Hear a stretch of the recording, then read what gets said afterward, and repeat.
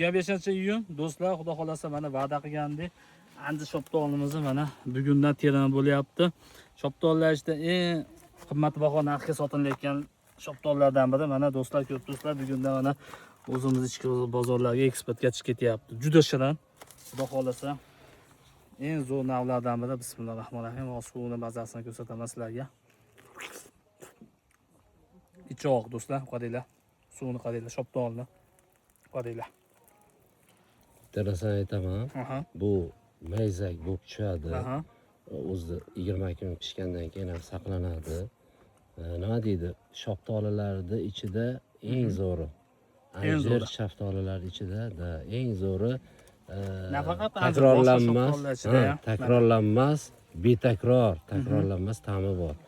Juda ham hali yesangiz lazzatlanasiz. Haqiqatda maqtaganchalik bor ekan do'stlar. Ruschasiga aytganda bogatый вкус. Nima deydi? Yuragingizga yetib boradi. Shopton qaranglar videoni do'stlar. Shoptolga qiziqqanlarga videoni jo'natib qo'yinglar. Belgiyada eng qimmatbaho sotilgan shoptollardan biri mana Andijon shoptoli listiga hisoblanadi. Sog' bo'lasizlar, biz kuzatishda davom etinglar. Layklar bosib, shoptolga qiziqqanlarga jo'natamiz.